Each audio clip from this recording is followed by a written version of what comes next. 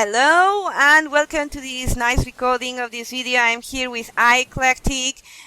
He's an artist uploading pictures and other objects here in Second Life and specialized in photographing little buggies, slugs, butterflies and photographing nature in general. As you can see, I'm here with nearby a very detailed and awesome crab, and he's been so kind. Thank you, Eyeclectic, to take me to a tour through his work. And this is going to be the first one of a series of videos showing his work, and I'm ready. Okay, thank you so much. First of all, why did you create this space? Can you say just a few words about why you chose Second Life? Why do you think it's special here to post your artwork? Well, first of all, let me say, do not fear the crab. He is the guardian of the estate. But it's a nice guardian. He's really not that crabby, yes. He's a nice crab. This is really cool. My students are going to love it. Yeah, and that is actually Jules, who owns Viridian Gallery, and was so gracious to allow me to have free reign to create on this island, which became this exhibit that I didn't expect, really. It just it came from that freedom of just being able to create and be inspired even by the landscaping itself, which if you look around as you tour, you'll see, my build kind of fits that the terraforming here even. As my mind kind of sees everything as a puzzle. Oh, so fantastic. Why did I see Second Life as beneficial, and especially for me at this time, the pandemic was like my trigger last year. And I had known about Second Life since probably 2005 or 6, but and always had ideas for it, but it was really kind of the frustration of everyone shutting down and not wanting to. Like for me, instead of shutting down, I came into Second Life and actually expanded, and now here I'm talking to you in Spain. So I think that's what the butterfly effect really represents in a way. If we know the concept of the butterfly effect, the wings of a butterfly on one side of the world could create a wave on the other side of the world. And in a lot of ways, that's actually literally happening here, and it's very exciting to see it happening. It is indeed. Yes, the international nature of Second Life is something amazing. It always amazes me, this quality that it has to join people from all around the world, basically using English as a form of communication, and to share your creations, going beyond the other social networks that we are used to, Facebook, Twitter, etc., that are just text and some image and some link. This is creation of a beautiful space according to your tastes. I am also very fond of my areas, and yours is truly beautiful, I have to say. Look at these beautiful poppies. There's a lot of space for description here. Yes, actually, everywhere you turn, you're going to find a new story, and every picture does have a story behind it. So most every frame is a slideshow. And you can click on the frames to advance the pictures at will, or just stand back and watch them change. And the whole environment is kind of transitioning in every minute. You turn one way and then look back the other way, and the frames have changed. So the whole environment is constantly in flux here. Wow, this is a lot of work. Okay, so I'm ready. Let's look at your beautiful space and describe it, and I will tell you what my students say, the feedback that they provide to me about this really fantastic video, because it's very calming, right? You really feel good here. Look at this huge dandelion. And yeah. I don't know, I love this kind of flowers, these wild flowers from spring. I really love them. So, well, I'm ready. Let me suggest that you may want to adjust your environment lighting to either midday or sunset. I like sunset. That's what I'm at right now. It's very pretty light. Okay, let's go to sunset. Yeah, Oh, fantastic. Oh, what a beautiful sunset indeed. yeah. It seems to bring out the colors. Yeah, Yeah. and So the here we are butterflies. in this exhibit is called The Butterfly Effect: Touch of Light at the Edge of the World. The subtitle really relates to the two pictures that are on the front of the gallery, which you'll see as we go in. But I want to show you a couple things out here, but not take too much. I don't want to use the word time. Like, this is actually a timeless exhibit, so that's why I think it's good if we, are going to do numerous um, videos over time, Yeah, so that we can experience all of that, because a lot of it is about really um, not measuring time. That nature gives us the greatest gifts when we spend an unmeasured amount of time experiencing it. So that's a lot about what this exhibit is about. But it's also about imagination. So let's go over here. Have you ever seen the movie Never Ending Story? of course. Yes, a classic. Okay, good. Well, I hope your students have too. Follow me over here. And if you One look out at the rocks, second.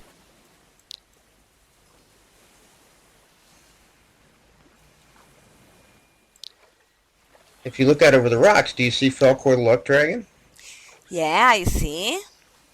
Yeah, isn't that amazing? So what's really This amazing about is that, this is incredible. What a beautiful picture. thank you. And what's really incredible about it is that that was taken in a fountain in downtown Minneapolis. It's just water splashing. So how do you catch Falkor the Luck Dragon in splashing water? But there he Wow. is. Yeah, he is indeed. Yes. And with that nice light around the area of the heart. One second, Right. Yeah, I love that you perceive that as the light of his heart. And so if you think about what Falkor represents and what the never-ending story is about, you know, yeah. um, first of all, like, this exhibit is about interspecies communication and messages in nature, which comes through everything, whether it be water, clouds, birds, bugs, everything speaks if we're open and aware to what it's saying. So the fact that I actually captured Falkor the Luck Dragon in a fountain, I actually used that photo at City Council one time when they were speaking on fracking, and as an example of what Falkor represents, the never-ending story, and the never-ending story being where we have clean water to continue to live. So see, there's the message. But Yeah. there's more to it. In the fact that, like, if you remember what the movie was about, there was three films in the series, and the first one, it was like the boy was reading the book.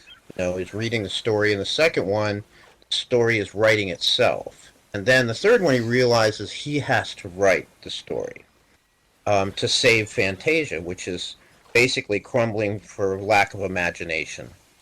So I think that's where we are in the world right now.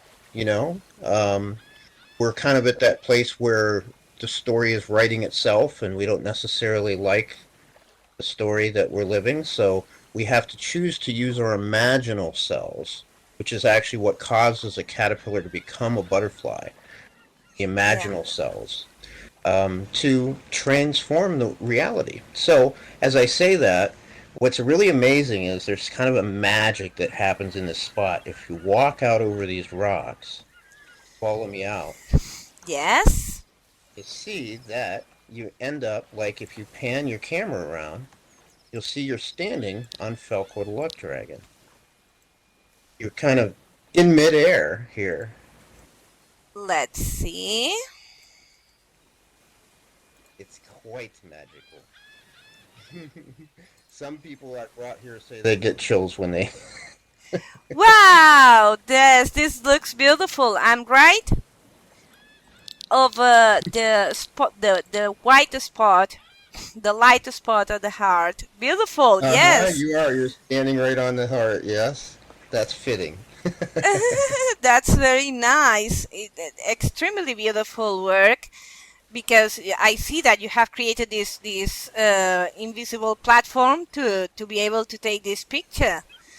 Well, but I didn't create it. That's the amazing thing. It Yeah. was just, it's something that's happening here and I can't explain it. I really don't know what's causing it, but when I put this picture out here, it just worked with it. Wow, one of the magics, the many magics in Second Life, right? Impressive. Yes, definitely. But serendipity is a lot about what I feel is the real order of nature. Yeah, yeah, indeed. Those kinds of synchronicities that align things for us if we're just open to connect the links um, as we're inspired. Does that make sense? Absolutely. Nature is a magical thing, in my opinion. I've always believed in that. Fantastic and very Yeah, beautiful take. yeah. So, well, as we're standing here, before we jump off, now if you actually turn around, you walk through the picture. You can walk right through the picture, and now you're literally at the edge of the sim, the edge of Fantasia. So if you pan your camera around now, you'll see you're standing right on the edge of the world. See, touch of light at the edge of the world. In fact, you're actually standing right on the touch of light, aren't you? 1 second, I will try to manage. And kind of standing in Yes. I'm kind of standing in your way. I'm sorry. No, I'm fine. It's okay. I can see the beautiful world, the water. Well, Linden water is so beautiful, right? I always struggle to have an area with water, and when I finally found it, I found a lot of abandoned land, and I said, mine, mine, mine, mine, because I Oh love yeah. Lin- Linden water. Sorry. Oh, I agree. I would love to see your land. Then you have to share your creations with me then too. Absolutely. Yes, in another occasion, I will show you my academy and also my lecture rooms that are also quite fantastic as well. They are underwater. I have an underwater lecture room that is completely decorated as if it was an aquarium, and I'm really fond of them as well, of my areas, and plenty of Well, gardens so far. oh, I'd love to see your gardens. You know that, and maybe we could just actually do a portion of this in your lecture room. We could just do a PowerPoint, presentation like. Yeah, yeah, absolutely. In our lecture room, we will have some lecture about your gallery because I've traveled quite a bit through Second Life, but yours is one of the galleries that I find most appropriate as regards the Second Life possibilities, the fantasy, and also the most complete with real life materials, which are the pictures. So I really would like you to do a nice lecture about it. I think I'm very happy that you have a very clear perspective. Hearing you speak about describing this exhibit, you have a clear perspective of what it really is and what it means to me because it is a bridge between fantasy and reality. Yeah. Yeah, this is it for me as well. Well, I entered Second Life for working, for creating my academy and my master's degree project. But of course, Second Life seduced me for the many possibilities that it has as regards creativity. And I always say the same. Second Life is special because it is not the common video game that is created by developers. Second Life is created by the users. Everything that you can have here in your area is created by a user, either you or another user. So it is a platform that Linden Labs offers, but at the same time, it is a space created by us, by the community, all of us. And this is nice. Of course, you can find areas that are not so beautiful, but this is also part of the charm of Second Life, right? That you can have your lines are filled with cubes, Have you seen that? Lands that are filled with cubes and so forth, and you say this is not very nice. Part of my thesis in my master's degree project is going to be about aesthetics. That's why I chose Second Life, because I think it is a very aesthetic place to perform your own creations, and apart from connecting with interesting people, as we are doing right now.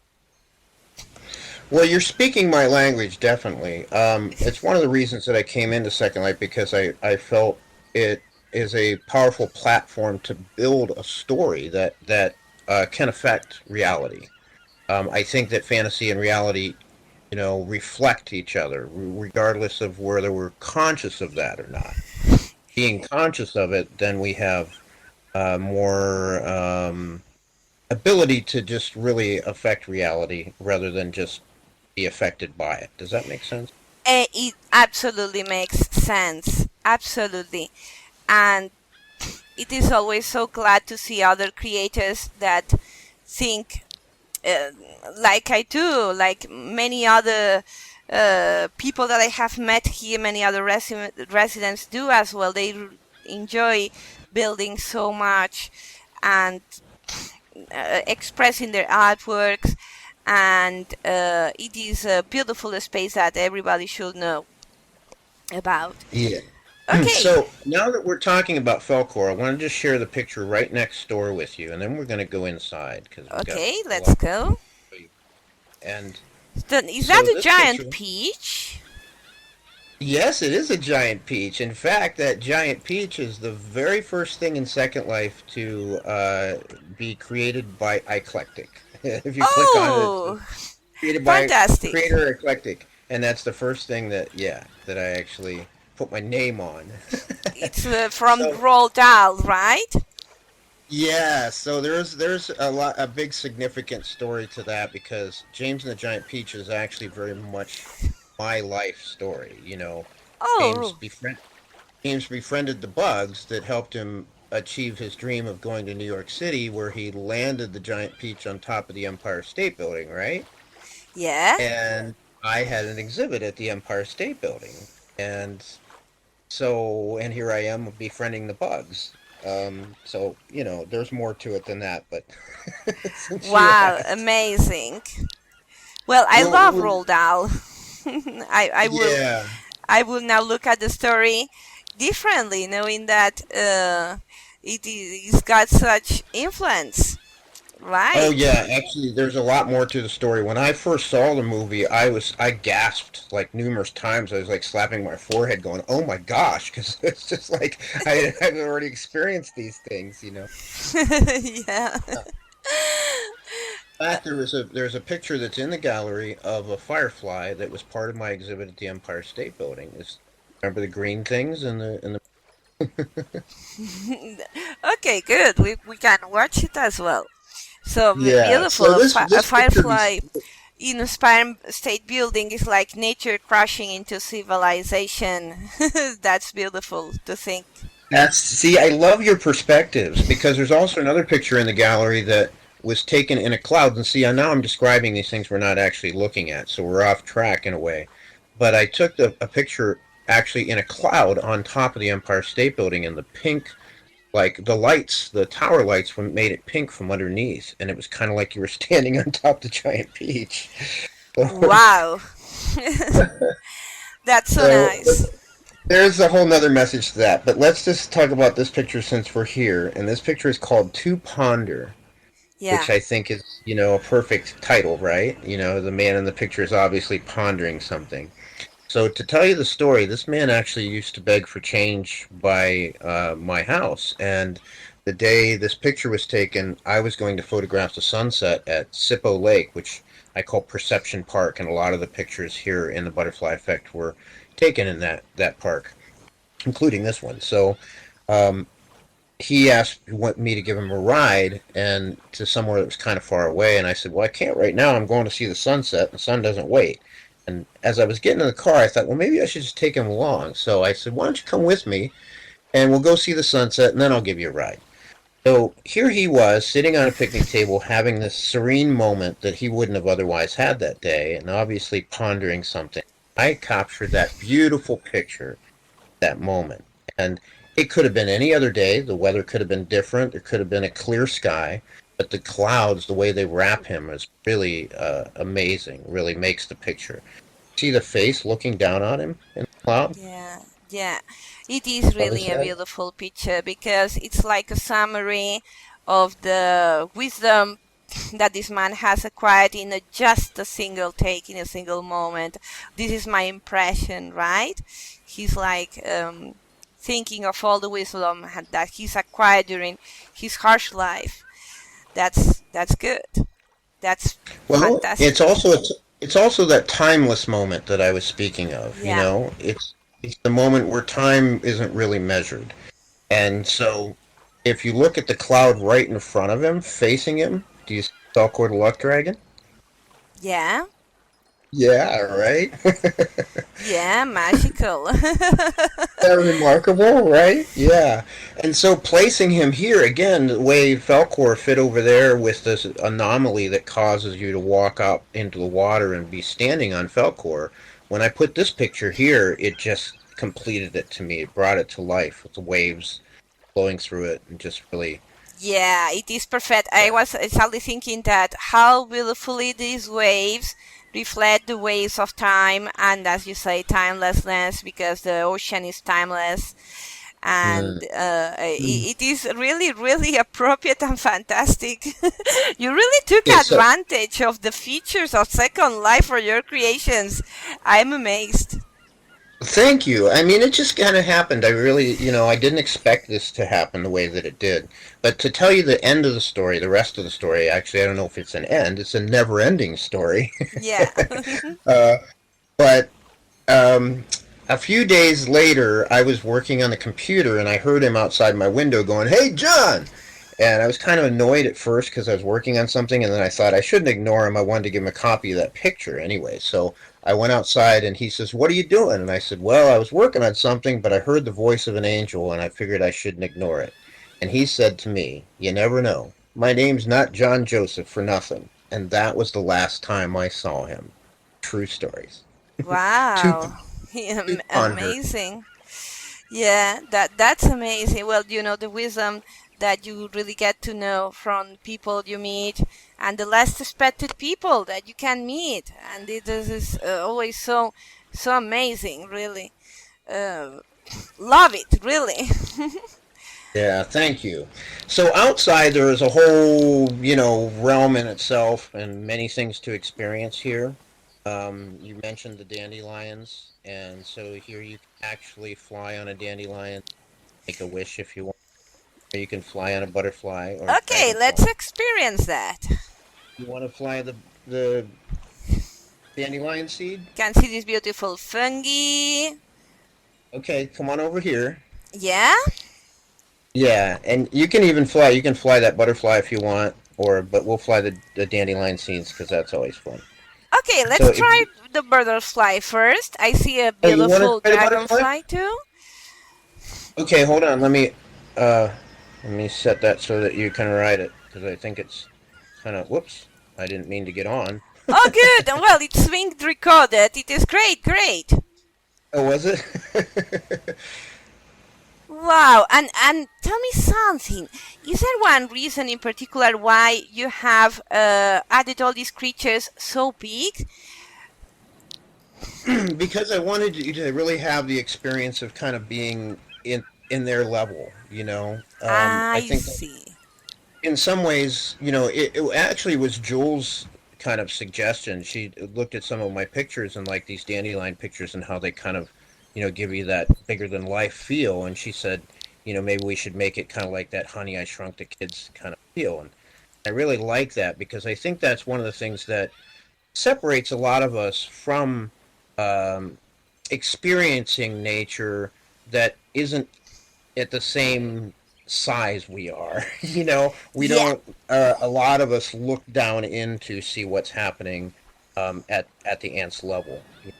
exactly. It really makes you feel of the size of small, buggy, and at the same time, it also gives you the perspective of how important, how prominent these little things are in our daily lives, even if we don't notice. And it is a beautiful mixture of fantasy because, of course, they are oversized objects, oversized creatures, and at the same time, they are based on real images. And Mm-hmm. and this is a beautiful mix of fantasy and reality. I am in love with this beautiful dragonfly that is following me. Yeah. She, Yeah, I'm glad you love him. He definitely seems to love you. So, but I'm that's what looking it's at the about. It's details. about Yeah, but that's what this exhibit is about, and I hope to even add more things to it as they're inspired. I have some other ideas, and I want to actually maybe even we're going to have a photo contest this summer, so I'd like to have a feature where we can showcase some other people's photos as well. That will be Um, fantastic, and maybe I will contribute if I have time. I hope so, particularly if it's in the summer. I would love to contribute to the contest and see the other people's pictures as well. That will be fantastic, really. Yeah. Okay. So but that's the idea is, just you want to feel like you're within nature. You're kind of at the level of the flowers where you can really feel them and ride on a dandelion seed. So if you just actually click on the end of that dandelion, Let's press do down in the it. Okay. you can grab, and it says go with the wind, and if you just grab it, you can fly. 1 second. I'm trying to make it work. Yeah, you kind of get it at the right angle. It'll give you a sit icon, I think. Ah, yes, it gives a here. So you look, it's the one in the air. There's one resin in the air. See it? You already know. Now Oops. you're sitting on top of the. I'm Uh, sitting on top. yeah. Let's try it Look with the beside. butterfly. Let's try with the butterfly. Well, look beside that one, and you'll see there's another seed that's resin in the air. Do you see it like a parachute? But you can fly the butterfly if you like. Go ahead. Whatever you like to do. Let me check because uh, I'm trying. Okay, I'm There you flying go. right. Okay, good. Let me see. No, I can change perspective. Well, look at how beautifully, and this dragonfly following me. This is a very nice thing, right? Love Yeah. Here I'm. dragonflies. You have a beautiful perspective of all your pictures here. I'm gonna. Oh yeah, I know. Here I'm gonna get the blue butterfly and see if I can catch up with you here. Okay, yes. Oh my gosh, and you can ride it, actually ride it. Mm-hmm. I'm coming up to join you here. I'm on the blue butterfly now. Yes, I'm going to wait for you. But it looks a little bit going down. I don't know if I'm doing it right or wrong. Oh, you can just like you would if you were gonna jump or fly, just use the buttons to go up and down. Okay, let's see if I can move her. Ah, See here, now it looks good. Fantastic now. Okay. here I am with you. Wonderful. What a beautiful experience. Well, I am at the at the limit of the map. Yeah. Wow, let's take a So ride through all the pictures. the only thing I ask is that you be careful to stay on the island because the neighbors have ban lines and they're like bug zappers. Oh. Well, I'm lucky to have good neighbors in my areas, in Yeah. my two areas, but yes, I So yeah, you don't understand the want to. issue. Yeah, you don't want to run into the bug zappers. But isn't this great? I mean, see, you can really feel it. You know, Yes, you be absolutely feel be the it. butterfly. Yeah. and the images are a beautiful addition, and I am sure that my students are going to find this extremely funny. I've written all the devices here in Second Life, cards or things like that, but they were pre-programmed. But this beautiful butterfly, you can actually move it as you please. Did you build it yourself? I didn't build the butterflies. No, some of the elements are really a collage of other people's work as well. Exactly, like in my area. But it's meritorious as well to find the right objects. Well, at least when I Yeah. was building my areas, I spent a lot of time because I only know a little bit of a scripting, and to manage some things were a mystery. Well, everything Yeah. was a mystery for me at the beginning in Second Life. Getting the right mesh clothes, bacon mesh, these kind of Yeah. concepts. They are they are Yeah, and for challenging. me, I'm really not a master builder yet. I just had a lot of inspiration that kind of came to me to build this in the way that it happened. But uh, and that's what it is. I honestly, when I first started building here, I had a lot of anxiety. I was having trouble even getting the picture straight against the wall in the gallery, and it was really stressing me out, causing brain aches. And then I felt tired, and I went to sleep. And when I woke up, I immediately felt inspired to come back in. And then I was like moving things around. It was kind of like that scene in The Matrix where, he downloaded, jujitsu. All of a sudden it seemed like I had a not a mastery, but at least the ability was given to me to This is start amazing. moving things around more fluidly and to work as my mind does. Like I say, I kind of see everything as a puzzle. So that's how everything kind of fits here.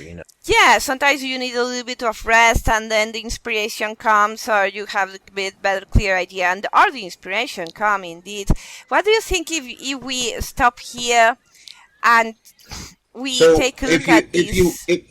if you would try to bring the butterfly back to where you found it, you land it back where you found it. Oh, let's see, because I don't remember. It's okay. You don't have to. It's okay. It's up there. I think it's up there. Where'd it go? Well, I will leave it here because I'm a little bit clumsy, and That's maybe I okay. will get it lost or whatever. So, well, That's uh, okay. I'll find it later. okay, Hold on. I'm I'll gonna. wait for you here in this I'm gonna. I'm parking my gorgeous butterfly here. field. I love this field. Hold on. I'm parking my butterfly. Okay, that's a nice concept. Parking your butterfly, right? These things only Yeah. happen here in Second My Life. niece. I brought my niece in here, and she just has a different way of seeing everything. She sees pattern, and like I've always thought that when she walks into an environment, she scans the whole environment, so she just like knows where everything is. So when I brought her in here and she flew a butterfly, and I asked her to take it back to where she and land it where she found it, she landed it almost exactly in the same spot. It was amazing. You You like know, this field, huh? that's amazing. I'm not really good with space, particularly in digital settings. So I really uh, uh, admire this skill to be able to manage. I still don't know whether my building is too big for my area. I remember I have a great neighbor that I want you to meet someday, Bill Wheelwright. And I remember when I was building my academy, he was my close neighbor. And when I finished, he said, "Oh, thank God that you have finished building," because I was stepping on his areas all the time, and he was so patient with me, and I said I'm just starting. First thing I did when I arrived in Second Life was to get a very small piece of land, and I built an enormous castle, and it covered everything. And of course, I undressed it immediately, but my neighbor said, "Hey, you are stepping absolutely on my areas." And I said, "I'm sorry, I really don't know how to calculate size and space here." And it is something that I am still learning. So, well, I have to say that I absolutely adore this beautiful garden with all these pictures, with these, what the sunflowers, and and all the butterflies. I really feel as if I was a little land here, a little land in the middle of Springfield. It's fantastic, completely embedded in it. Yeah, and I'm glad you make me so happy the way that you explain things and perceive things and just show me that you're feeling what I hope that people will. This Absolutely, this yes, this yes, particular field is very interesting in Second Life building like techniques as well because it is very kind of immersive, isn't it? You really it feel that. is. Yeah, Okay, but what's really interesting about it is it's only a couple of pieces and it's stretched out. So if you pan your camera up and look down at it, straight down, you'll see what I mean. It's really interesting. some people tell me, why do I? Because Second Life is not a new video game. It can't be even considered vintage, right? Because it's from the early 2000 years, right? And I say, because it's a special, first of all, because you really get to create and experience what it is like to create your own video game, your own space. And on the other hand, because it's not violent, right? Unless you really look actively for violence here, that obviously is not my case, I'm not interested in that. You can just create these beautiful spaces to just show your work and relax and enjoy, and you don't need to kill anybody, or and you know what I mean, right? It's And not and yes, violent. I do. In fact, this exhibit is about not killing anything, about really Exactly. seeing everything through eyes of love. Yeah, yeah. And this is Yeah. something that is not, unfortunately, is not common in video games. In video games, you always have to kill something or someone, right? And I'll tell you something really interesting about that. As you're speaking of it, a friend of mine's grandson, and he's kind of grown up now, but when he was about 6 years old, I came over to their house and he was playing Grand Theft Auto, oh, you know, yeah. and which is very violent. And I'm thinking, a 6 year old kid. But here's the interesting thing: when I walked into the room and he realized I was there, he turned around. And he went, "Oh, hi, John. Here, watch. I want to show you something beautiful." And here he ran off and he was swimming and he was doing things in this game that I didn't even know were possible. You don't have to actually play the violence in that. And I thought that was really interesting that the designers of that game built that in. But how many people even know that? But because I walked into the room, it changed his perspective on it. That was really. Wow, this is amazing. I really didn't know that you also could play Grand Theft Auto without being violent, eh? But Yeah, well, I didn't know either. So, that's but I amazing. learned that day. Yeah. So, but yeah, it's just, this is for me what I would like to use Second Life for more than anything is to help people in reality see ways to make our dreams come true. Oh, You yeah. know, even like to make a virtual representation of your vision for a park. Like I have two parks that I work with in Canton, and I want to create virtual representations of them. In fact, both of them are actually represented here in the butterfly effect. Yeah, they are absolutely, it's an environment. You don't even create a gallery, you create a whole environment, a whole experience, right? Of course, it's Yeah. not really, it's visual, it's interactive. You can't touched with the rest of the senses, but you can really imagine how the flowers smell like, to feel the fluttering butterflies, the soft breeze, and all the rest of the images are also very, very nice. They capture very nice moments, And and I we're love kind this. of, I love this spider. Can we get closer to this spider? if you like. Now, I was just going to say we're kind of like taking a very random tour. So Yeah, I'd be we I'd can be record several videos about all the area because it's a huge area I see. So there is interesting. definitely so much to experience, and that's why I say it kind of needs to be done in chunks or like one big timeless tour. Yeah. but I, but yeah, the spider. As we're looking at the spider, I think the message of the spider is, that we tend to fear spiders, um, but I've actually learned, and you can see video and photos in the gallery of experiences that I've had with spiders that quite often, especially in the case of jumping spiders, they're not here to hurt us. They actually maybe would like us to know that they just want to play.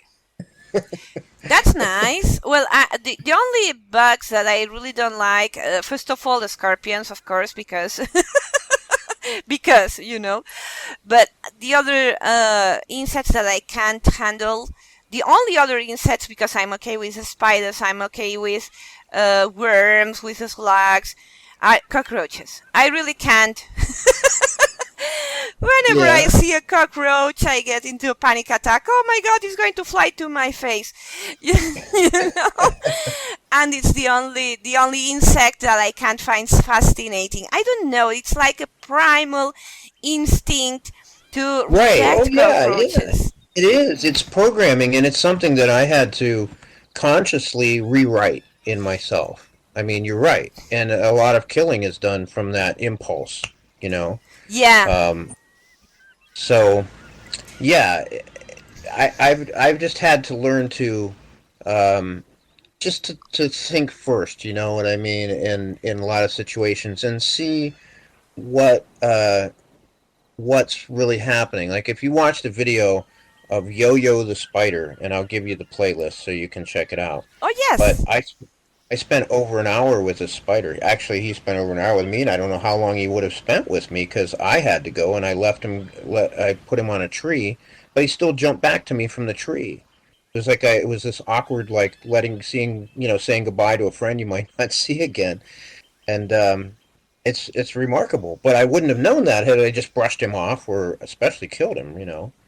So I have to wonder sometimes how many potential friends, people might know, May have. killed Yeah. just because they stopped by to say hello. Yeah, I have a deal with my husband whenever uh, we see a cockroach. He so get the situation. He's in hands of the situation, and he can't stand lizards. And I love lizards. And whenever we see a gecko on the wall and he can't handle it, Yeah. then I also take the gecko and remove it. So we had this kind of deal. But Mm. in my case, yes, it really became a phobia. The cockroaches. It's the only insect Right. that I really don't know why, because it's really not that. I don't know, but Yeah, because yes, I have this difficulty. Do you have a good experiences with cockroaches? I've not really had much experience with cockroaches, so I really can't say that much about it. Oh, other than they're obviously not going to bite you, and Yeah. they're actually some studies have been shown to be one of the cleanest insects, actually. So, um, our fears are not necessarily. I like to think that some people say that love changes everything, and I like to think that love really actually just allows us to see things as they are. That fear is what distorts things. Yeah, I agree that Um, you have to change your mindset. And I don't know who said this quote. I saw it in a meme on the social network that it says, You kill a cockroach, you are a hero. You kill a butterfly, you are an assassin. And morality has beauty standards, right, or aesthetic standards. And I said this is so true. Actually, it's the same line force of these insects, right? But we have this kind of moral and beauty standards somehow linked, right? And it's interesting to know how we are programmed to think about that. Probably I had a bad experience in my childhood with a cockroach, and this is still embedded in my. But I didn't have any other bad experiences with the spiders or with worms or slugs, and I'm not scared of them. So it is always interesting to do your inner work and try to see if that animal is really going to, as you say, hurt you or transmit you any disease or whatever. Or maybe they may actually be there to be a messenger, Yeah. and that's what this exhibit is a lot about. That many of these pictures to me were messages, that spoke to me very profoundly about what nature was saying. But again, you don't get those messages if you're in a fearful place, or if you're counting time in a lot of respects, because um, if as soon as you say you don't have time, Yeah. you're kind of really truncating your connection to everything. And in relation to that, the broken watch that's on the front of the gallery, if you click on that, you'll get my perspective of time. So Oh. you see that grasshopper? Are you looking at that grasshopper? Do you see the grasshopper there behind with the flower that I'm holding in my hand? Uh, I Behind see. you. I see a butterfly on your shoulder, Oh, and okay. Well, I meant behind, but that's okay. Actually, I wanted to talk about what you were saying about it all being the same DNA, so to speak. So, yeah, uh, I see. I get it. I get it. yeah, because actually, DNA tests have shown that all butterflies are descendant of moths. So Yeah. that's really interesting when you think that we don't really often give the same value to a moth's life as we do a butterfly, but it's really the same DNA. And then of course a caterpillar and a butterfly have the same DNA. Yeah. So if 97% they say of human DNA is yet unexplained by science, it makes me wonder what we are to I become. see the picture of the caterpillar now. It's a very nice, cute picture. I see. I see. Yes, here in Mallorca, where I live in Spain, in it's a small island, in Mallorca, and we have a tradition that we have a kind of beetles that are half golden, green, like shiny, and it is good luck to see them in your house, right? And we never kill them; we welcome Oh, them. great. Yeah, but this is all your programming, your mind programming. It's the same as people who say that they are not going to eat this or that animal. In America or in Australia, they don't eat rabbit. We here in Mallorca eat rabbit. We eat escargots. Well, I don't eat escargots. I don't like escargots, but my family does indeed. And it is I love this picture of this caterpillar on this brooch of the butterfly, like dreaming of what he's going to eventually become. And yes, it is really interesting to see things from this perspective. It really takes you out of your mindset into a more open mindset about nature, which is so necessary nowadays. I believe so. It's the timeless messages are there for us, and that one is a very profound one in itself. That picture was actually taken on Peace Day in Nimasila Park, and the caterpillar is actually a gypsy moth caterpillar. I'm gonna touch it so we can go back to it. Um, and that is what a lot of people think of as a nuisance and use pesticides to get rid of. Yeah. But it was actually on my mom's shoulder, and I put it on a rose, and I said, don't worry. I said, it's a good sign, trust me. And I had no idea what was about to happen, but I handed it to my soulmate, who you actually see in that other picture, as the butterfly, Beautiful and girl, yeah. yeah, and she had that pin that I gave her the last time I saw her, pinned on her purse, and she held the rose with a caterpillar on it down to her purse, and the caterpillar crawled right over the pin to mirror the swallowtail of the butterfly. And I think that's a message. It's all the same DNA. That's the message. Yeah, it is the same matter, right? The same electrons, the same Yeah. atoms. And this is a beautiful feature indeed, yes, of your wife, right? Well, no, my soulmate. Well, your soulmate. Okay, your soulmate. Yeah. We are connected whether we are together or not. She's actually living in South Carolina now. I'm in Ohio, but Wow. Well, but you are in but contact. Well, I know because when my husband is sick, I get sick as well. This is something so amazing. I immediately know when he's working or whatever. If he's sick, I know because I feel sick and I call him, "Are you feeling okay?" And he says, "No, I have this or that." And I say, "Yes, because I'm feeling it as well. Please get well because I want to get well too." I am so happy that you said that because I have said before like that's happened with us. That Yeah. one time years ago I came home and I don't know if I how much of this should really share, but I was crying and I couldn't understand why. I didn't understand what I was feeling.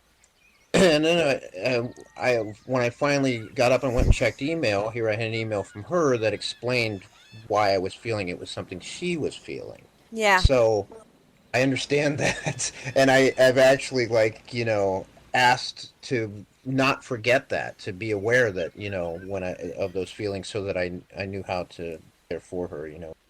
This happens. Well, I really experienced that, right? But I've always been a loner all my life until I met him at my 32, and that was it. And it was the first day we met, and we've never parted again. and uh, That's and it's got its difficulties, and like every relationship we have to negotiate things, to speak about things. We disagree on some things, we argue about some things, we both have a temper, but in the end we solve everything and we evolve together. And I think that this is something that you can do, whatever your lifestyle is, to evolve together, just because that person is there. Do you know what I mean? I do know what you mean, because that's what this whole exhibit is about evolving, and it is really related a lot to our relationship. A lot of the things in this exhibit uh, are reflective of inspiration that I either received from her or because I was thinking of her. Yeah. The picture of the lighthouse behind you, and numerous other pictures were connected to our relationship. Yeah. Wow, fantastic. Well, I'm seeing, yes, behind me, it's this picture on the grass with a leaf, and also this, Oh, that's you mean the shadow? yeah, the shadow. That's my shadow. That's your shadow. And But also yeah, this with a leaf for a head. for Yeah, it's a the leaf for a sunflower leaf. head, and also on the hand, and this is nice. Yeah, And it's like the love being. yeah, and also these flowers. How do you take these pictures of the flowers like these, right? Because you really need to turn the camera in such a way that you get this perspective. it's not going to be easy. They really look as if they were huge, these flowers, as if they were taken from the perspective of an insect. Look at this beautiful picture as well of the hand on the grass as well. I'm glad you mentioned that, because remember the green things in James and the Giant Peach again? Yeah. That is actually the shadow of my soulmate's hand, who we were just speaking about. And like I say, there's a lot of things that are related to our relationship. And that was taken on my birthday in Perception Park, and we found these strange green things, which we've, I think, discovered now are some sort of green-blue algae, blue-green Uh-huh. algae, you call it. But we didn't know what they were at the time, and we thought we could just put our hand in and have a handful of them because there were thousands of them, but they were strangely elusive, you know? So it was this kind of magical moment that we shared together, and that's actually the shadow of her hand. Wow, amazing. I see that every picture has a beautiful story. I love this one of this tiny grasshopper with the flower. Yeah, let me tell you that one. Okay, that particular flower, there are 5 different pictures in this exhibit. It's kind of a thing you can kind of photo hunt and see if you can find them all. But that grasshopper, that flower was discarded. Like, we found it on a trail, and I picked it up and I said, okay, this flower is going to be art. And as soon as I started walking, the grasshopper jumped out of the woods onto the flower in my hand. Now, if that's not Wow. a sign of confirmation, it certainly wouldn't have happened had I not shown appreciation for the discarded flower, right? So it's all It's like connected a anyway. sign.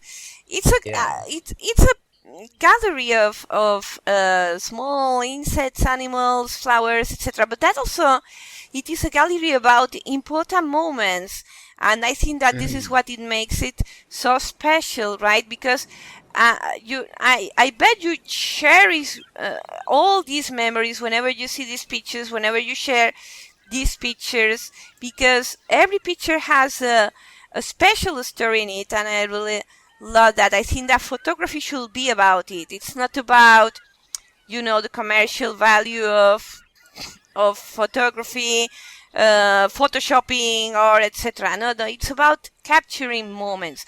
I also love photography a lot. Particularly, I love to photograph my family during Hmm. lunch times, Hmm. birthdays. I never stop taking pictures of my family. So I guess that we really want to capture in time that moment in which we Hmm. are happy with what we are experiencing and with whom we are experiencing it, right? I think you said something that, relates to how I see photography as therapy. I use photography as therapy. Hmm. But we all do, yes, we have these huge galleries of photos on our cell phones now, and it's because that moment is therapeutic to us. We want to instill it within us, and they say you are what you eat, and I like to say you are what you eat, be beauty. Not just a matter of what we put in our mouth, but through all of our senses, and the eyes are the window to the soul. Something about taking a picture, framing that moment, that ingrains that memory deeper. You might never have to look at that photo again, but because you took that frame, you captured that moment. It's a part of you, you know. Yeah, that's what I particularly do with my Instagram. you know, in my Hmm. Instagram, it's my picture album, right? It's Oh, not. you have to share that with me. I'm Yeah, not as good as keeping up with posting on Instagram as I should be, because I'm really OCD about documenting everything, and then I just it's like keeping up with actually uploading it is another challenge. But yeah. No, I do because that's why this exhibit is good for that. it's So always a little bit of a pain to upload, but then you are happy. Sometimes, when I feel sure. really tired, you know that I am a university professor and it's very tiring. Hmm. And whenever I feel very tired, that sometimes you even get sad because you feel so tired, I look at the Hmm. pictures that I have already taken of all these Hmm. moments, and it reminds me of why I'm fighting, what I'm fighting for. Yeah. I'm fighting for them. I'm fighting for these moments, for more moments like this, for many years of moments like this. And it gives me strength. And it's not like the typical Instagram of selfies and filters and whatever. Right, I'm It not. is, Yeah, right. yes, it is an Instagram about my family, my pets, my family, my pets basically, and a few other things, and some selfie. Yeah. Hi, this is it. This is fantastic. See This, this moth, this white tiger moth on the coneflower? yeah, beautiful. Okay, that moth was on the pavement when I first found it at Perception Park, and they don't fly, so I didn't want it to get hurt because there was a lot of like traffic around, people walking around, and so I picked it up and I relocated it to that coneflower where I felt it was pretty safe, and I took that picture. Now, see the lens flare that's coming down on that flower, or like almost looks like it's shooting up from the flower? Yeah, it's beautiful.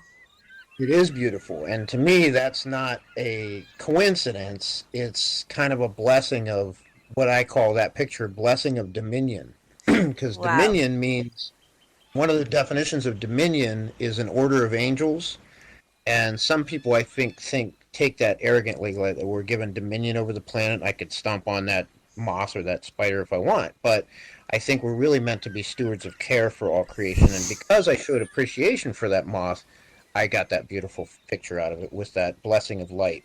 Isn't that interesting? It is absolutely beautiful. And yes, I agree. I am also very interested in these spiritual topics, the spiritual topics of relating nature with the nature forces that angels may be or may be considered, the natural forces that drive, right? That help the creator to drive all this planet around, right? Yeah, like that praying mantis beside it, right? That praying mantis is, to me always kind of looked like an alien, you know. Yeah, And I'm they, very spiritual, right? But I'm a little bit eclectic with my spirituality. I like I don't know, a spirituality rather than like nature, a little bit like hmm I find spirit in nature. You know, this beautiful. I don't know what this bug is. It's like a beetle or there's a Oh, right small. in front of you, that's a cicada. Ah, a So they cicada, of only, course, a cicada. Oh yeah. my hmm gosh, I'd never seen a cicada before in a picture like this so big. Always seen the the shells of the cicada, and Uh-huh, yeah. it's beautiful. I love the summer sounds of cicadas, and Yeah. And they're coming out now, or they're coming out right now.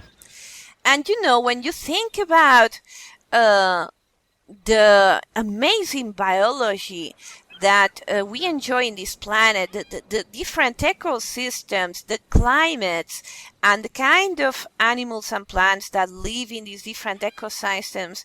And I say it is impossible that there is not a creator that somehow guided this planet towards its evolution because everything is so perfect, so well adapted, so magnificent, right? And So intricately woven uh, in symbiosis. yeah, And that's a lot about what this exhibit is about too. So as I say that, let's go inside because I want to share some things with you about uh, the significance of this day being 6/6, in fact. oh yes, of course. Following you.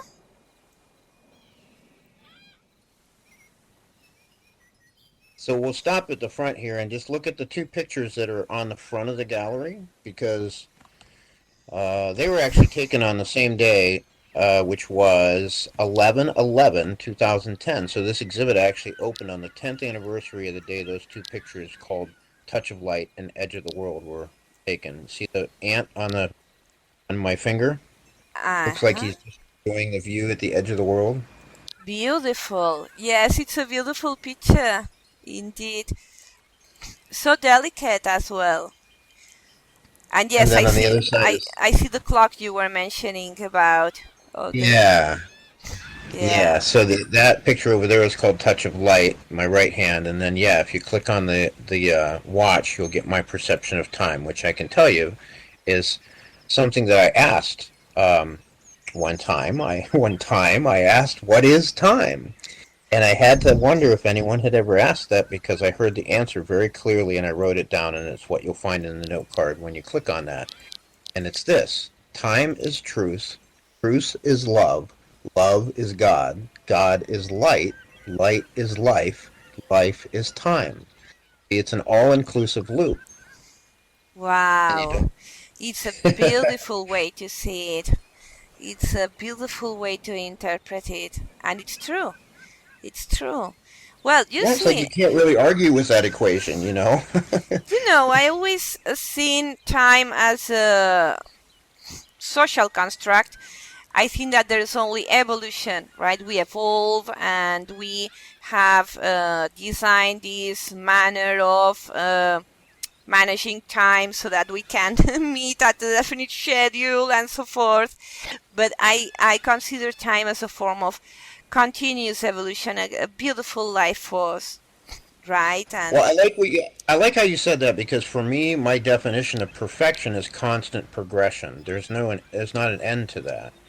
And some absolutely people, agree. including Einstein, perceive time to be a circle, and I have a lot of kind of, I think, well documented evidence to that notion.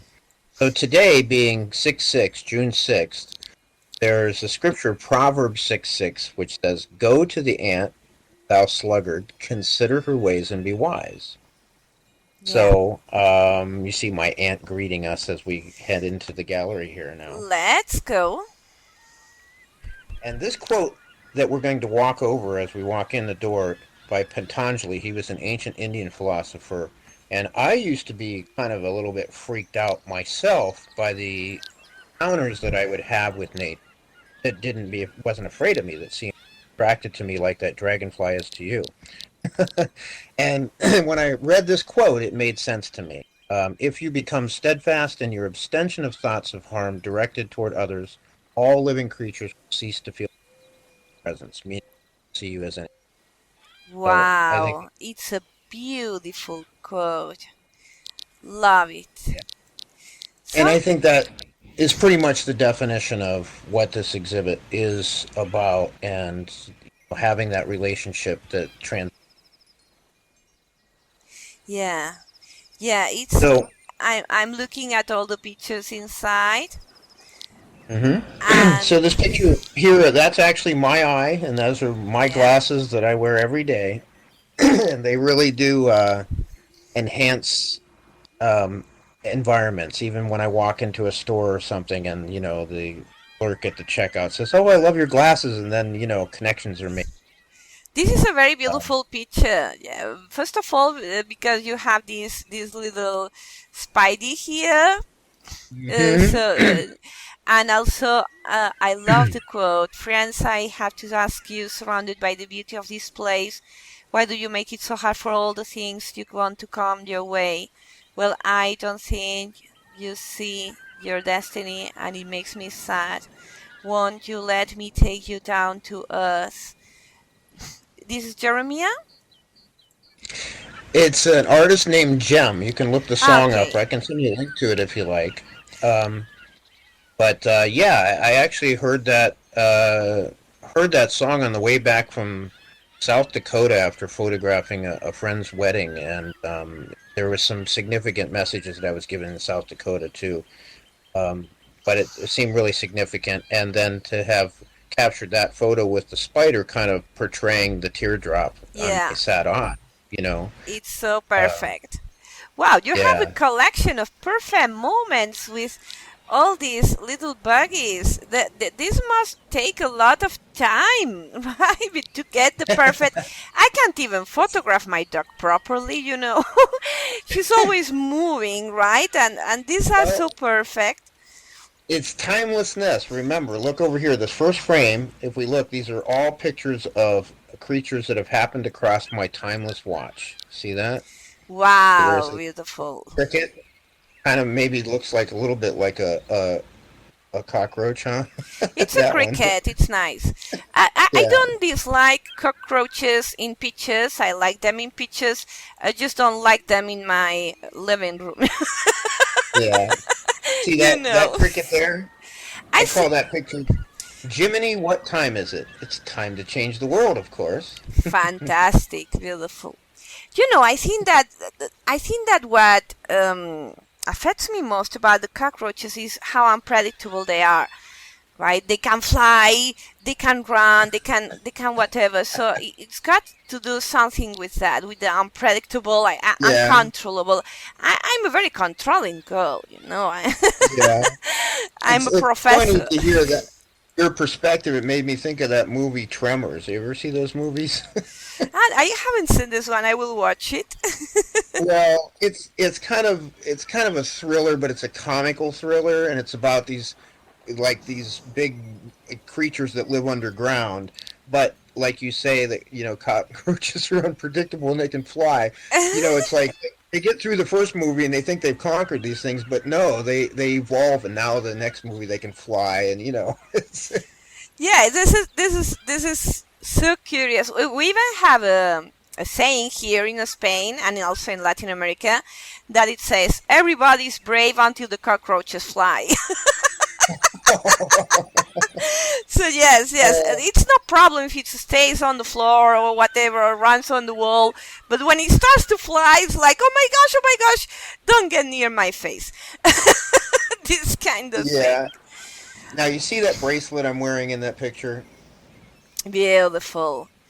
It says "I love Amada." Yeah. That's the girl we were talking about. That's Oh, yeah. it's So another very beautiful picture as well. It's all the bees. bee, the caterpillar. I have another Oh, one of I a love baby pig. frogs. Yeah, the frog. And frog is an acronym for fully rely on God. They take leaps of faith. Wow, this was amazing. And I just, I Impressive. just, Learning I, so I, much today. I actually we had praying mantis left its egg sac on the butterfly bush in the Infinite Peace Garden in Imbecile Park 2 years in a row, and then this year where I grow the sunflowers in a greenhouse, here the praying mantises were in there this year. So it's like really amazing, and I have another picture of a baby praying mantis on my wall. Oh, how beautiful with the two ladybugs. My students are going to study a lot about vocabulary related to animals, small animals, and insects. So this is going to be fantastic for them. Yeah, that's why I say I'd love if you really want to collaborate and take this forward. I would really love to document the whole thing and kind of have a little bit of a scripted tour, because we've been kind of haphazard this time, which is fine. I mean, I love just following inspiration. Yeah, Um, absolutely. This summer we'll arrange something because I plan to have a group of students to carry out my master's degree project. And yes, I will absolutely, if we arrange a meeting and we all agree to do a tour, because this is I'm honest when I tell you that this is one of the best galleries that I have found here in Second Life. Right? I've seen other galleries and with pictures, but this one is very full of meaning, and it has to do with close contact with nature, which is so important for the students. We forget so much about nature, right, in this technological era. So this is going to be a nice project. there's Yo-Yo, the jumping spider that I was telling you about, right there on my timeless watch. It's nice. So whitish. So, but there's so much that to share, like I say. But I want to really kind of touch on the ants and the slugs because of what Yep. today is. And so, see that ant right there? Look, that's actually the first picture of a critter that I had on my watch. See him? The ant on my watch there. Yeah, I see. Yeah, and and then then it seemed to start happening a lot more often after that. But again, I think there's a lot to that, that we're supposed to consider the ways of ants and consider, be wise, So I literally have been doing that, like in the Infinite Garden. We've discovered there's like a multi-tiered symbiosis between uh, tree hoppers that attach themselves to the back of the sunflower leaves. If you look over here, I'll show you. There's pictures right there. See it? Okay. So, It's quite a big ant. It looks big here. yeah. Wow, I love this pig. And you see over here, so those are tree hoppers that attach themselves to the back of the sunflower leaves, and then they like secrete the sap from the sunflower to the ants. So the Yeah, ants protect them and the sunflower. it's a good collaboration amongst the little Yeah, so creatures. I call them guardy ants. Gordy ants, yes. Yeah. And there's video of that too, and I'll send you the playlist of and I'm always adding to it too, but there's video of that you can watch too. So it's just learning those things just by observing ants, and I never would have done it if it wasn't for the sunflowers even. I actually looking at the back of the leaves one day, I didn't know what was happening, and I started photographing and videotaping it, and then researching and really really realizing what was happening there was pretty remarkable. Look, there's an ant eating a fly. This one's so cool. Yes, the encounter between the ant and the fly. So this frame is ants, and so each frame is an ant picture. So each of these frames They is are quite themed. big. The ants in Mallorca are not so big. They are quite big.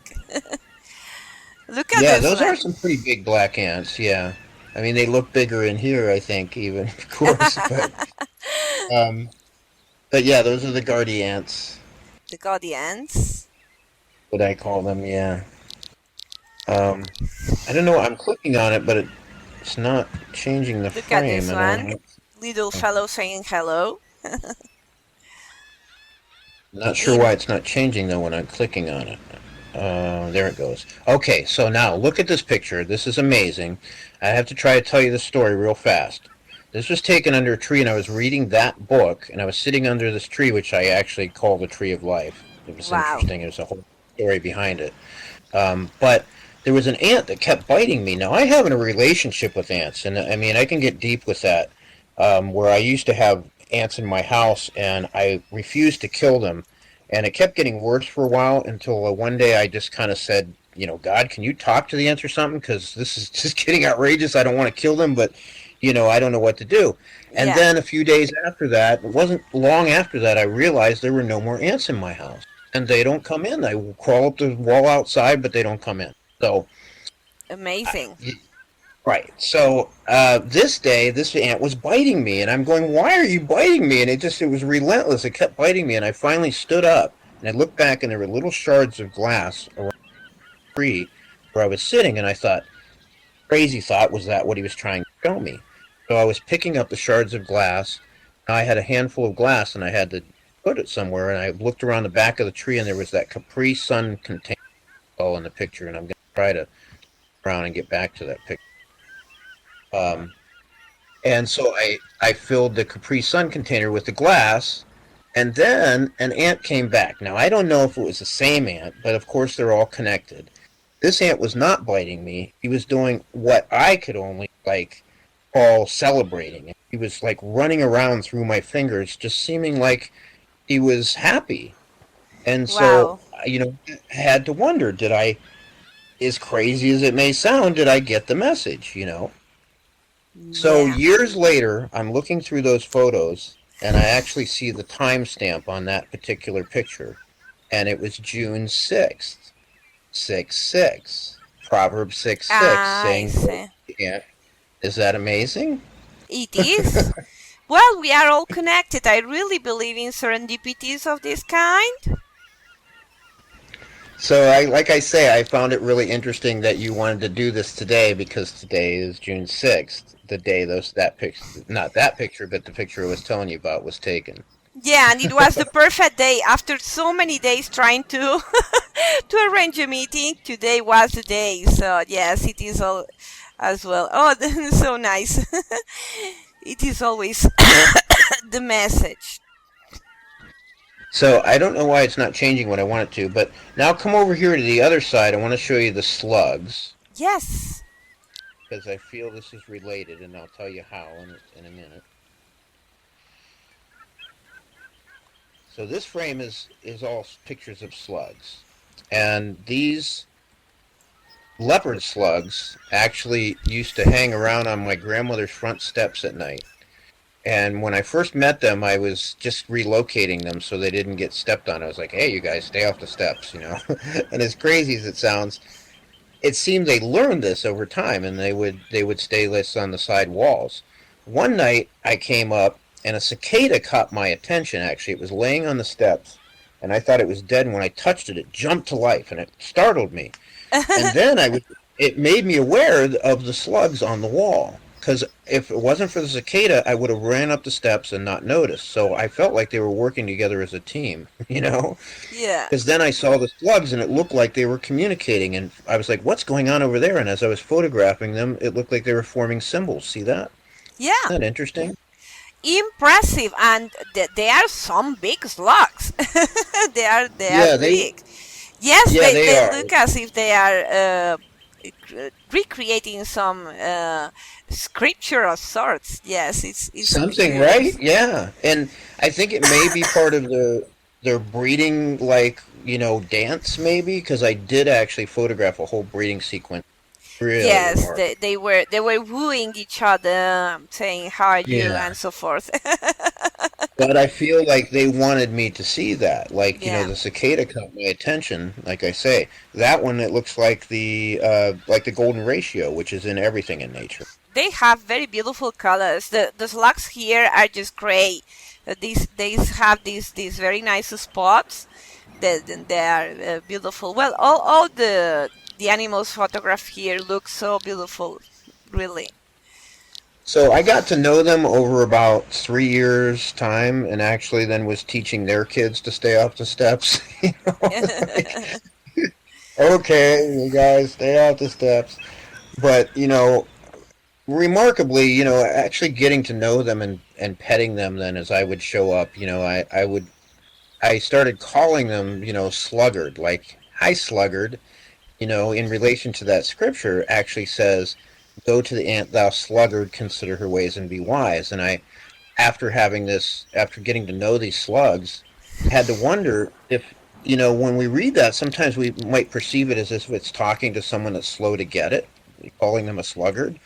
But I think that maybe it's just saying to refer to the ants and the slugs, Yeah. consider their ways and be wise. Well, in this So, picture, it does indeed look like a very alert and intelligent being. I love this mm-hmm, picture. mm-hmm, that's the slug friend. So, as crazy as what I just told you might sound, the very day that I had that thought, I came across a news feed, came across like online about these giant pink slugs that live on a mountaintop in Australia that's 6 by 6 square miles. Six Wow. six. Interesting, isn't it? It So is. I'm sending you a link to that right now. I just sent you a link to those giant pink slugs. Yes, yes, I absolutely would like to see them. Look at these pictures, so beautiful, so peaceful. Now, this book is by some friends of mine who are disaster relief doctors, Dr. Elizabeth Garcia Janice and Dr. Ashish Brahma. Dr. Brahma was the only doctor with like 26,000 refugees in Darfur for 3 months. Dr. Elizabeth Garcia Janice has worked in the aftermath of Hurricane Katrina and the tsunami island and installing water purifiers in Africa and trying to help kids on Pine Ridge Reservation to stop committing suicide. And they're just like superheroes. So it's Wow. a wonderful book, and I just find it really remarkable that a slug happened to by while I was reading it, looking like he wanted to read it too. Yeah. Wow. Amazing. Amazing. Isn't it? Yes, Yeah. and you have this beautiful connection with this natural world because in general the insects and slugs and snails don't go near me. Yeah. I accept the cockroaches, I have, Yeah. they, Well, maybe they're trying to tell you something. yes, yeah, they sense my fear. Maybe they are trying to tell me not to fear, but they sense my fear and come directly towards me, and I say, "Oh my gosh, my face! They're going to fly to my face." You know the story, and it's beautiful to be in such a connection with nature because I'm a very urban girl. I live in the middle of the city. I live in Palma right now, very far from nature, and I always miss more contact with nature. I always miss more contact in nature, and I We all really do, and like it. it's wonderful when we can even have that connection in Second Life, even though we're sitting behind a computer. To experience an exhibit like this, you know, helps us to feel that wherever we are. Really, I think. I agree because I have learned a little bit about neuroscience, and the fact that imagining one thing is lightens up the same parts of the brain as doing one thing or seeing that thing. So I think that being in Second Life in peaceful maps like this one is good for the brain of the experiences of the people watching this material because they are relaxing pictures. Do you know ASMR from YouTube? Do I know what? There are videos in which people speak in very soothing voice or whispers to help Oh, people relax. okay. I've seen a couple and not really understood what was happening. Actually, I think. Yeah, it's just a question of, as many of them are in English, and before putting myself to sleep, if I can't sleep because I'm an insomniac at times, then I put these videos and I practice my English even before I sleep. And it's interesting to see how it really is a material that gets through you through a screen, of course, of a television or computer, but you can relax. And I think that during this pandemic, the fact that, as you say, that we can enjoy these kind of experiences virtually, digitally, here in Mm-hmm. Second Life and other places, are Yeah. are good ways to stay in contact with nature, at least in this particular setting. And then, of course, then to make you more aware of it, so then when you go back out there, you start to see things yourself more. Yeah, that's what the Absolutely. Infinite Peace Garden for me is. It's an observation space. When you Yeah. sit on that bench, I tell people if you sit there for at least 10 minutes, you're bound to notice something, and then you start noticing everything. Yeah, this is very meditative. Yeah, a very meditative There's teaching. there's Yo-Yo the jumping spider above your head there. I see. So nice. So we You see how can. how little he really was. So, when a spider like that comes along, normally we just brush it off, or something. But I I was amazed. You when you see the video, I'll grab the video link for you here, so you can Yeah. watch that later. Um, but we definitely going to have to come again because there's so much, much, much, much more to share, and I really, really appreciate sharing it with you because you have a real clear perspective of it. Oh, yes, absolutely. Yes, we've been recording for 1 hour and a half, and I think that if you want, we can continue talking next week at the same time. Okay, that could be possible. Yeah, Yeah. fantastic. We will confirm the date, but I think that the students are really going to love your work.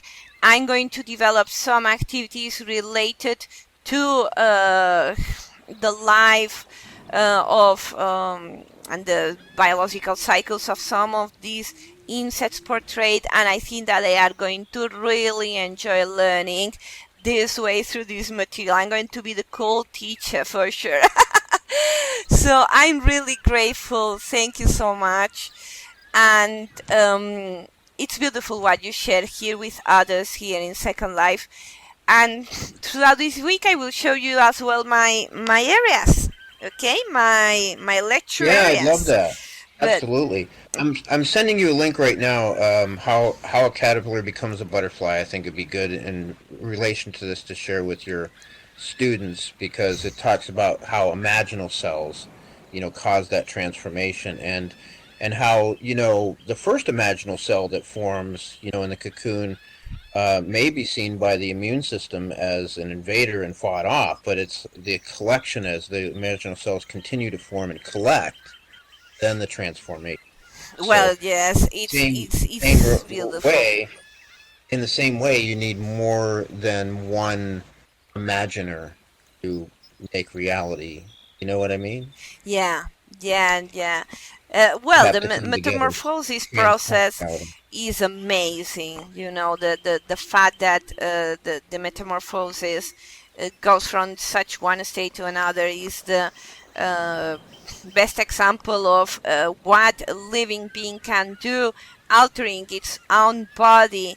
It's amazing in my opinion, my view.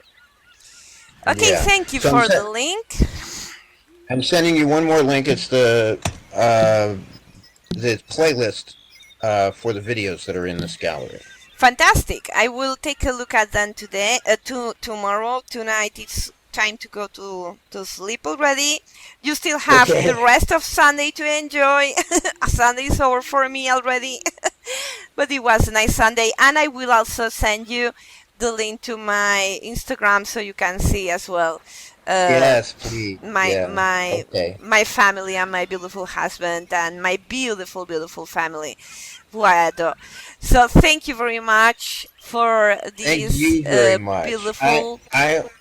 I am so excited to have made a friend in you. You really make my feel that my work well and that it's making the impression that I hope that it will. Me God bless too, you. and I'm going to do my best as well to share it with my students and with my audience because I am also a digital narrator. And I'm sure that they will all be extremely interested in your work, and also not only your work, in the philosophy and in the message of this work, which I think is the most important thing: to love all kind of things, and to trust Yes. life, to trust the universe, to trust God, and to be in according with the cycles of life. Many messages here. Living in Yes, and peace. when you come back again, the one thing I didn't tell you is you can have a T-shirt like mine by learning about the symbiosis, like I told you about the ants and the sunflowers. So by knowing that, you should know actually where the treasure chest is hidden on this island. It's not really hidden. It's just it's a matter of knowing what to look for. Okay, Um, good. But let's leave it and for then next session if you agree. I will leave it. right, I really yeah, like it, absolutely, but it will be good material for the next video, yeah, and we will continue exploring then next week. Well, thank you so much. I'm going to stop the recording. Thank you everybody for watching. If you have questions, please send me a message on YouTube. I'm going to send you the link as well. Eyeclectic. Thank you very much. It was a really nice and relaxing time here to finish the Sunday evening. It was fantastic. And we'll meet next week if yes. everything. Thank you. You made Proverbs 6:6 day just perfect. Absolutely perfect. Everything is always in synchrony with life. Okay, I'll stop recording now.